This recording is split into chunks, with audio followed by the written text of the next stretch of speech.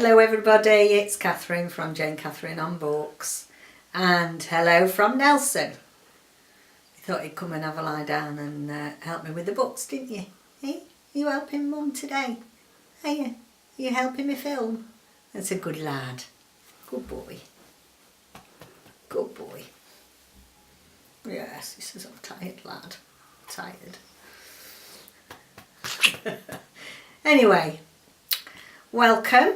And this is the first of the new series that I've decided to call Duos, where I'll look at two books that have got very similar themes or similar messages. And I finished these a while before Christmas and thought really I better get on and do a review of them both. So I've chosen these two as my first duo.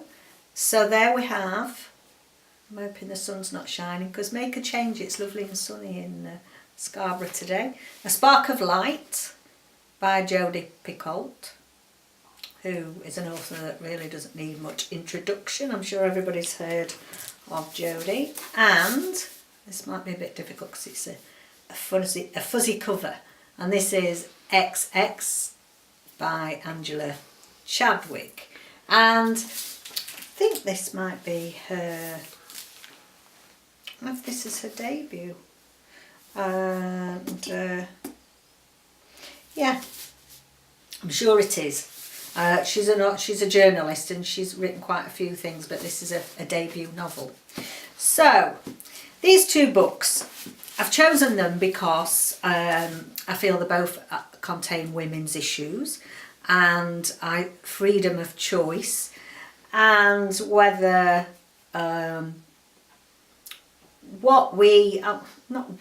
but the fact that choices that we all make in life have impact on other people, and depending on that impact and how it has affected the person involved as to how they react to various things. And I think both these books are important. They've got important messages in. Not just for females, you know, not just about feminism, women's rights. It shows that we should all, I believe, treat people with compassion, and we're not there to judge. We're not there to judge people. People are doing enough of their own judge and jury. So, without further ado, I'll talk a bit about each book and my thoughts. So, A Spark of Light. This is in, most of her books are in America, and it's at a woman's centre. Now, in this women's clinic, they have a variety of, like what we would say a gynecology outpatients, combined with a gynecology day case ward where people go for operations that are just for day cases, and also it seems that people can go for contraceptive advice as well. So there's a mix of people going to this women's health centre on the particular day that an incident happens. So we have a group of people there that are all visiting for different reasons, and we get to know all the characters that are there and why they are there. So, you know, we have got people there that are going for terminations. We've got people that are having terminations for medical reasons and for private reasons. We've got young girls going for contraceptive advice, and our main protagonist falls into this. She is the teenage daughter of a senior police officer. Is actually works in the branch where they do, can't think of the name, what they call it, when they talk hostages down and gunmen down. Negotiator, yeah. His work is as a negotiator now. We also have the staff that work at the clinic. We have a male obstetrician, gynecologist there, and we have the middle-aged owner of the clinic. So to set the scene, we have these group of people on a Monday morning, say for example, going about their jobs and going to get some advice from here. And a guy strolls in and takes out a gun. And he's a middle-aged man, and he's obviously got a grievance with this clinic, mainly to do with, I have to be careful so I don't give too many spoilers, mainly to do with the termination side. And I think he's got it into his head that they don't offer any other services there. Everybody's in there to have a termination, and that's all that his brain is focused on. That's all he can see. So we now have a hostage situation. We've got the young girl in there. The teenage girl has gone with her aunt because she didn't want to discuss contraception with her father. Her mother's passed away, and so they're inside this place.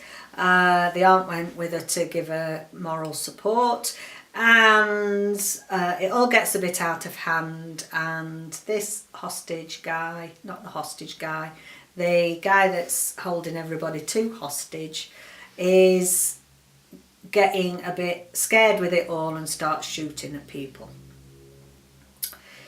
So that's the gist of what this story's about. I mean, Jodi Picoult, she is a master of her craft. The writing style is excellent as usual, and she often chooses very important topics, very controversial topics, and this is no exception.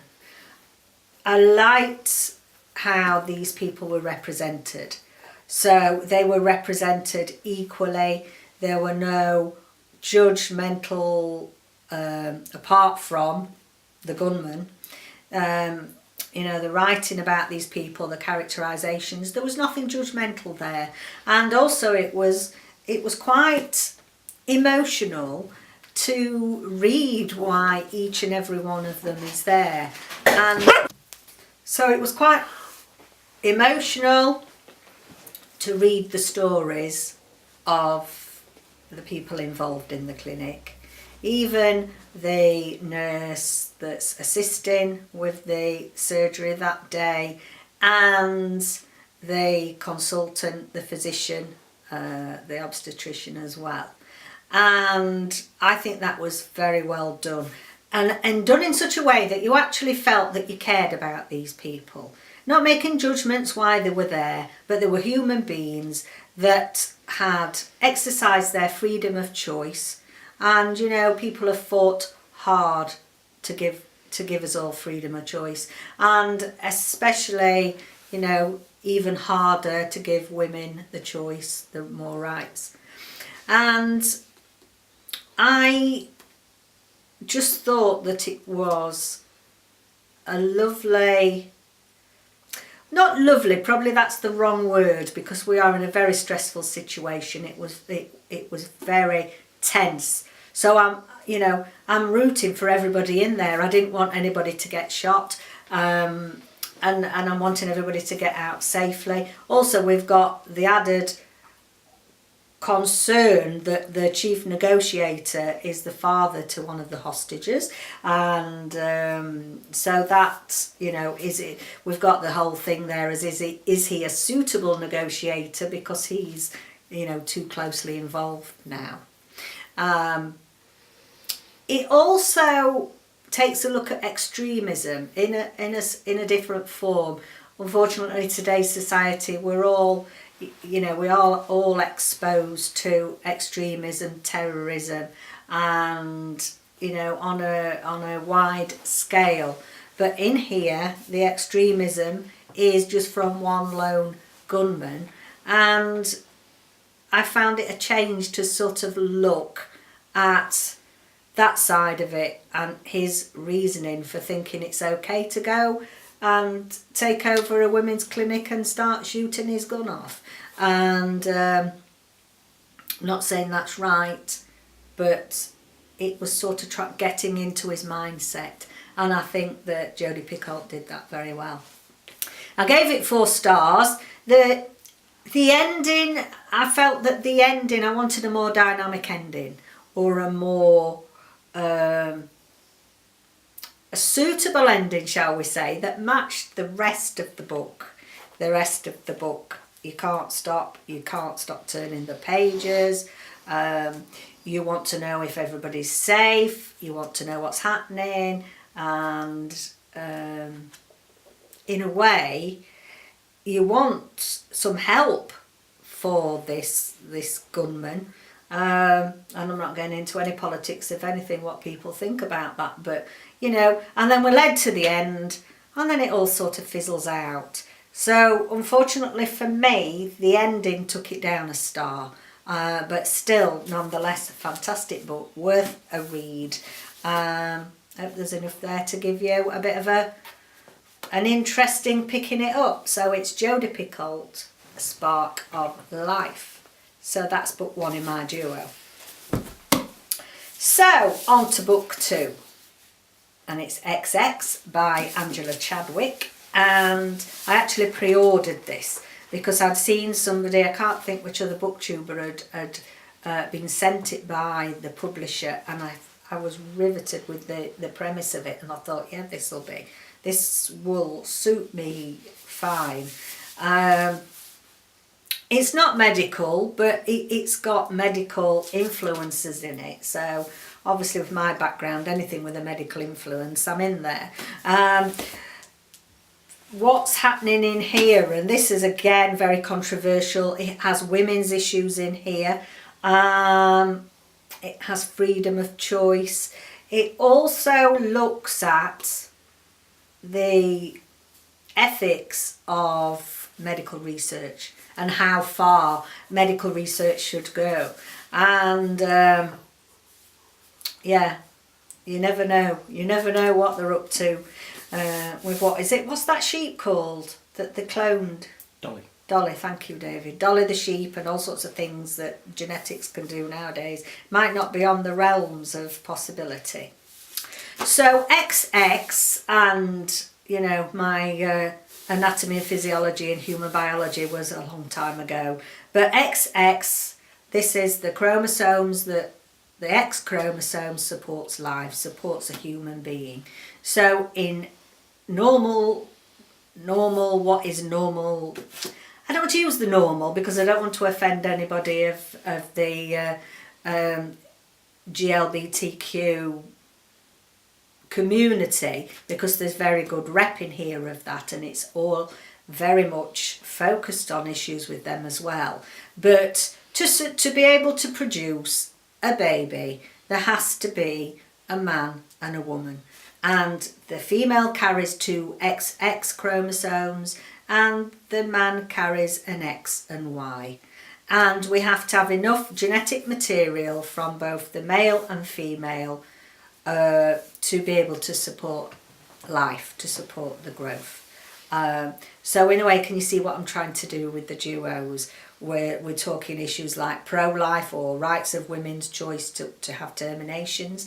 In here, we're talking about the rights of people who are unable to have, to be able to have a baby through normal channels, whether that's to do with their medical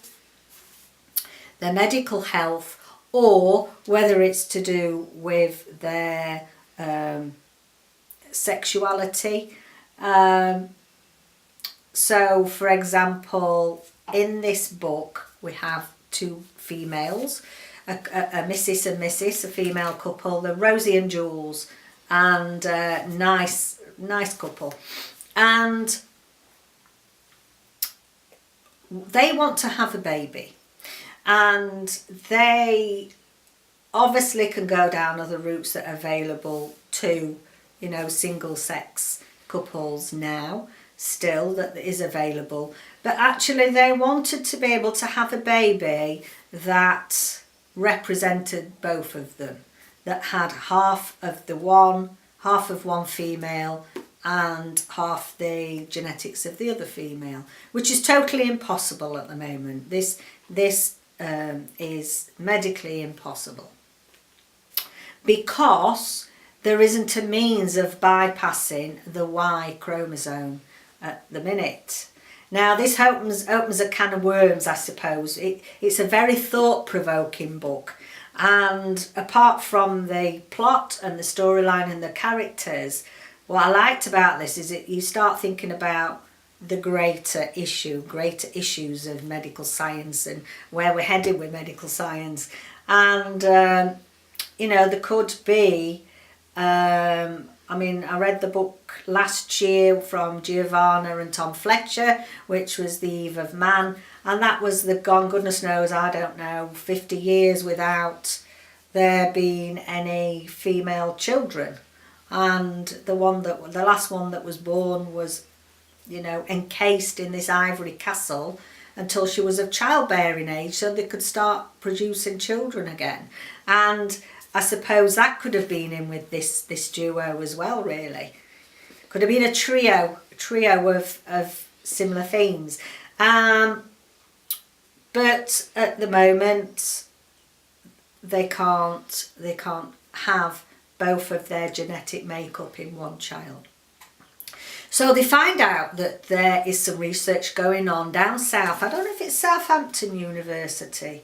It's called Ovum to Ovum Technology, and it has been clinical trials have taken place, and previously this clinical trial hasn't been tested on humans.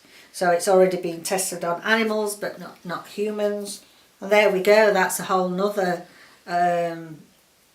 issue, a whole nother thing to think about, you know, the testing of medical research on animals. So we've got to the stage where they want to start with a clinical trial. And I know myself that I used to be involved in clinical trials in gastroenterology, and they weren't first stage, what we call first stage trials, where they're the first time things have been tried out in humans after the rats or whatever. We used to do it several, you know, the ones I was involved in were several trials down the line where they know that they have a lot more safety information. So in a way they've got no safety information, they don't know how the research and the means of combining the genetics of these two ladies, they don't know if it's going to have an adverse effect. But Jules and Eva decide that, Jules and Rosie decide that it's worth the risk. And, you know, they're good characters, as in how they've been formed in here. You go through all the emotions of it not being possible to be able to have a family. It's only more recently that, you know, people of the LGBTQ community, and sometimes plus individuals have trouble with fertility, and it's heartbreaking and it's heart-wrenching and it's a very difficult subject.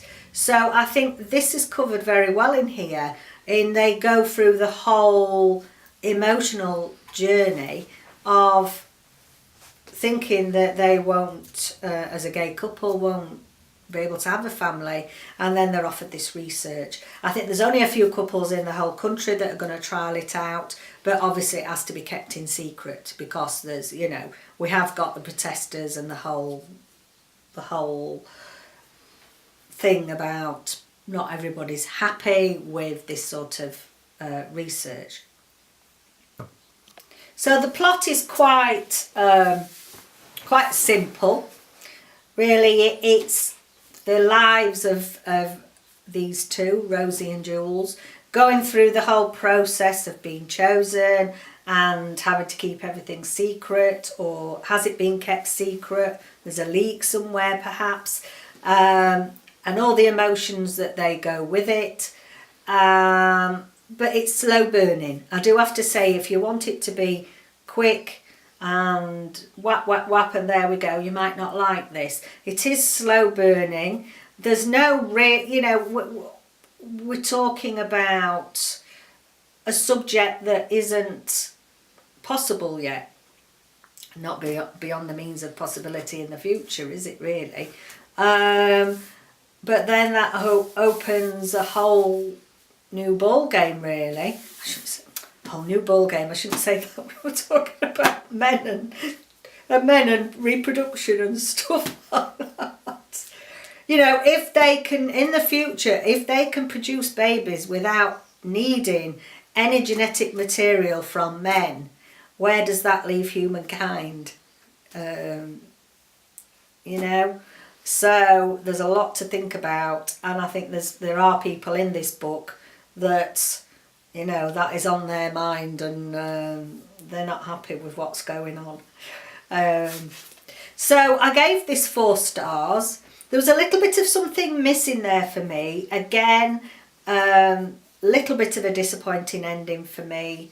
It's me, you know, I'm like, I like good endings. There's no point in writing a fantastic book and you're hooked and then it fizzles out at the end and you think, oh, is that it? You've put all that hard work into that and then, you know, you got to rush to get it finished, and is that it? And often for me that brings a fantastic book down from a 5-star to a 4-star because the ending's weak.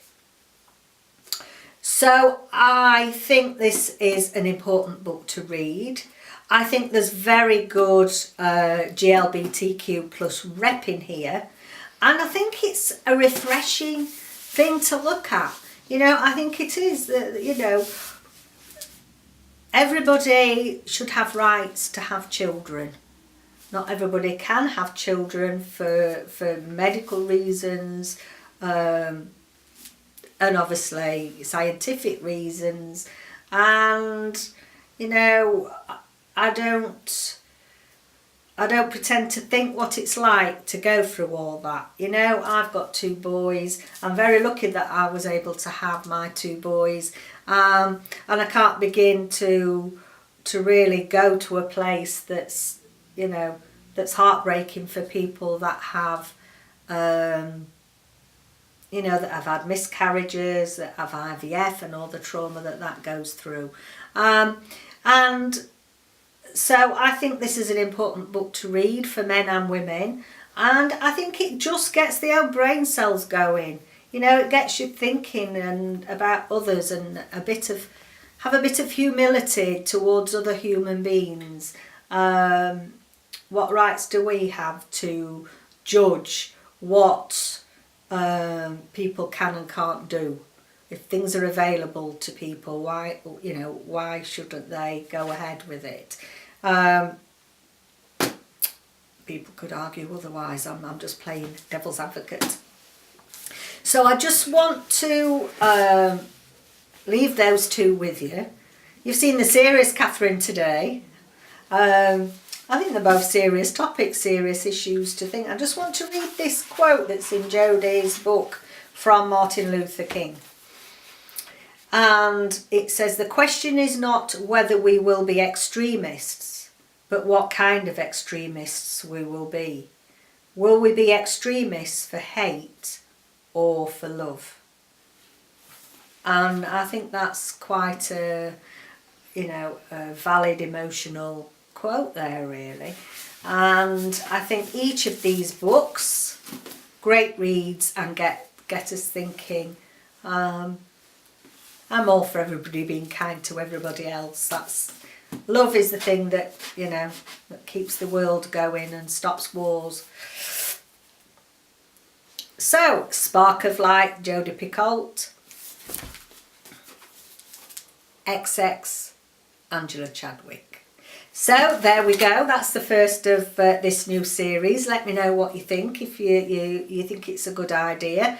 I actually liked Very Close Together. I didn't read them back to back. I think I read a Cozy Crime or something in between. I really liked reading two very different books, but have got similar themes in there. And it was just interesting to see both. And I think it worked. Both were 4-star reads. Be interesting to see how I feel when one was rubbish and one was good. we might come across that, so that'll be interesting. So anyway, my lovelies, there we go for now, and I'll see you again next time. Bye for now.